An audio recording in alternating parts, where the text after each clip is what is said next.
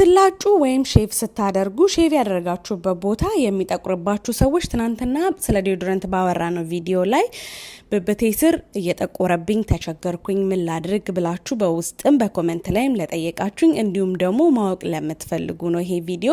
ሶ በመጀመሪያ ደረጃ ሁላችንም የምናውቀው የዘ ኦርዲናሪ ምርት የሆነው ግላይኮሊክ አሲድ ሩ ኤክስፎሌት ማድረጊያ ነው። በዴድ ስኪን ምክንያት ከሆነ ጥቁረቱ እየመጣ ያለው በዚህ ኤክስፎሌት በማድረግ ብራይትን እንዲሆን ማድረግ እንችላለን ማለት ነው። በሁለተኛ ደረጃ የማሳያችሁ ደግሞ የፈርስት ኤድ ቢዩቲ የሆነውን ፌሻል ሬዲየንስ ፓድ ነው። በውስጡ 60 ፓዶች አሉት which is good for exfoliation.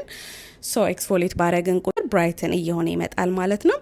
ሶስተኛ ደረጃ ማሳያችሁ ደግሞ የስኪን ፊክስ ፕሮዳክት የሆነውን ኤችኤፒኤችኤ ኒያሲናማይድ ያለውን ኤክስፎሌቲንግ ፓድ ነው which is good for exfoliation እንዲሁም ደግሞ ኒያሲናማይድ ስላለው ብራይትን ያደርግልናል ማለት ነው ሃይፐር ፒግመንቴሽናችን። ሌላኛው ደግሞ ኢንስፍሪ ፕሮዳክት የሆነውን ቫይታሚን ሲ ያለበትን ቶኒንግ ፓድ 60 ፍሬ ነው ይሄም ያለው which is good for exfoliation and brightening because vitamin C ስላለው።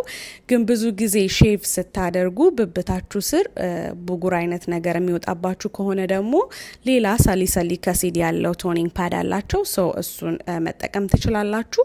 ሁሉንም ፕሮዳክቶች ግን ከመጠቀማችሁ በፊት ሜክ ሹር ፓች ቴስት ማድረጋችሁ ምክንያቱም ሜቢ ኢሪቴት ሊያደርጋችሁ ስለሚችል አንዱ የሰራው ለሁሉም ሊሰራ ስለማይችል ማለት ነው። በተረፈ እነዚህን ፕሮዳክቶች ለጠቆረ ብብት ብቻ ሳይሆን አንገታችሁ ላይ ጉልበታችሁ ላይ ፊታችሁ ላይ በመመሪያው መሰረት መጠቀም ትችላላችሁ። ሌላ ጥያቄ ካላችሁ ኮሜንት ላይ እንገናኝ ባይ